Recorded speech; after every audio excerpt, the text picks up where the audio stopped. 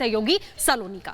बिल्कुल सृष्टि, बड़ी जानकारी है मिल रही। संवैधानिक बेंच का गठन होगा, उसके बाद ही सुनवाई होगी, लेकिन संजय राउत ने सवाल खड़े किए हैं। संजय राउत ने कहा कि संविधान के मुताबिक नहीं बनी है, जो नई सरकार बनी है वो संविधान के मुताबिक नहीं बनी है। संजय राउत यहीं पर नहीं रुके, उन्होंने कहा अयोग्यता का मसला है, सरकार बनाने में राजभवन का इस्तेमाल किया गया है। एक बार फिर राजभवन पर सवाल खड़े किए संजय राउत ने।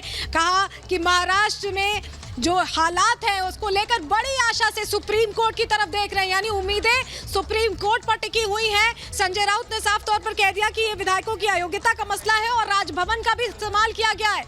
राजभवन का इस्तेमाल किया है, सरकार संविधान के मुताबिक नहीं बनी है। क्या कुछ और कहा संजय राउत ने, सुनवाते हैं आपको। जो सरकार बनी है महाराष्ट्र में, जो बनाई है भारतीय जनता पार्टी ने, ये पूरी तरह से इलीगल है।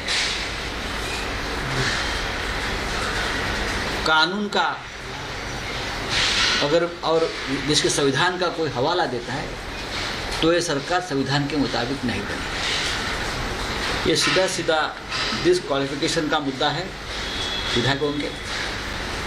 लेकिन हमारी बात उस वक्त सर्वोच्च न्यायालय ने नहीं मानी है। राज्य के राजभवन का इस्तेमाल किया गया सरकार बनाने में, यह संवैधानिक है, ये सबको मालूम है। फिर एक बार सर्वोच्च न्यायालय में एक फैसला हो रहा है, उससे पता चलेगा क्या इस देश में डेमोक्रेसी, लोकतंत्र है, बचा है, क्या इस देश में संविधान कानून है या उसकी भी हत्या हो गई।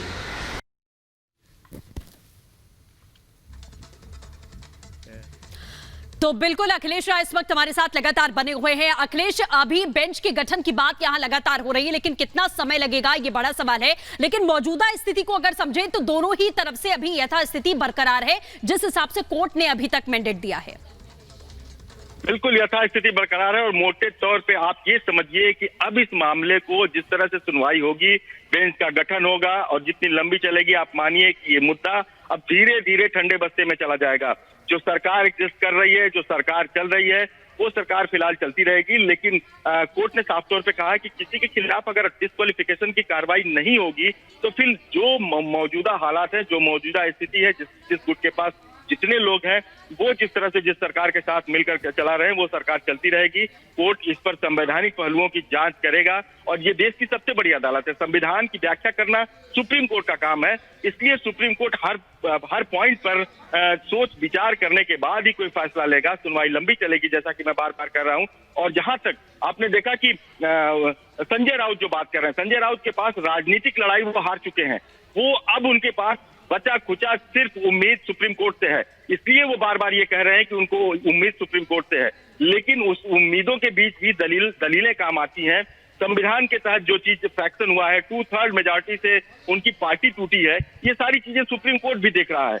ये डिसाइड करना कि वो फ्रैक्शन जो था वो लीगल था या नहीं था, जैसा कि संजय राउत गुट की तरफ से तमाम याचिकाएं दाखिल की गई हैं, ये सुप्रीम कोर्ट का काम है। और सुप्रीम कोर्ट ने साफ कह दिया कि इसमें वक्त लगेगा, हम एक नई बेंच का गठन करेंगे, वो इस मामले पर पूरी लंबी सुनवाई करेगी। तो संजय राउत के पास अब तीसरा कोई विकल्प नहीं बचता कि वो राजनीतिक लड़ाई जो हार चुके हैं, उसके बाद अदालती लड़ाई में ही उनकी उम्मीद है। और इसीलिए वो बार बार कह रहे हैं सुप्रीम कोर्ट से फैसला होगा, क्योंकि जहां दूसरी फ्लोर पे फैसला होना था वो हो चुका, आपने देख लिया है।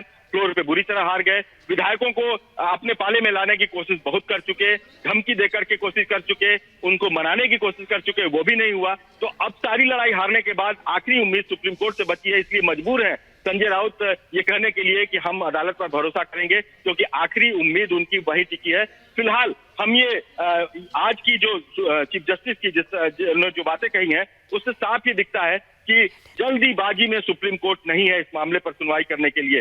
जैसा कि पिछले दिनों आपने देखा था, वेकेशन में लगातार 9 बजे 10 बजे रात तक सुनवाई हुई थी, उस तरह का माहौल नहीं होने जा रहा। उस समय संवैधानिक स्थिति फंसी हुई थी कि आखिर सरकार किसकी है, सरकार आखिर उद्धव ठाकरे के पास बहुमत है कि नहीं है। बिल्कुल, चलिए अखिलेश, दोबारा से रुख करेंगे आपका। जिस तरीके से तमाम जानकारियां आपकी ओर से दी जा रही हैं, फिलहाल आपको ये बड़ी खबर हम बता रहे हैं। आपने देखा कि उद्धव गुट की याचिका क्या थी, ये भी आपको बता दें। शिंदे गुट के 16 विधायकों को अयोग्य ठहराया लाया जाए। इसके साथ ही शिंदे गुट की याचिका में लिखा कि नए चीफ व्हिप को मान्यता देने को चुनौती दी गई थी। उद्धव गुट की ओर से जो याचिका थी उसमें लिखा था कि नए स्पीकर के चयन और जिस तरीके की सरकार बनी है वो सीधे तौर पर अयोग्य है। और शिंदे कैंप की ओर से याचिका में कहा गया डिप्टी स्पीकर की ओर से अयोग्यता का जो नोटिस जारी किया गया, नए चीफ व्हिप को मान्यता देने को चुनौती दी गई है। तो ये दोनों ही तरफ से जो याचिकाएं दाखिल की गई थी, बड़ी जानकारी यह है कि सुप्रीम कोर्ट की ओर से अभी यथास्थिति बरकरार है। दोनों ही मामले में कोई सुनवाई नहीं की गई है। स्पीकर को भी कहा गया कि आप इस मामले में अभी कोई कार्रवाई नहीं करेंगे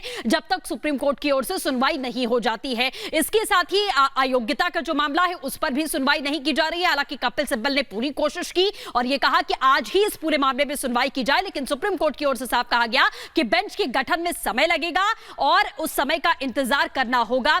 यह बड़ी खबर आपको बता रहे हैं।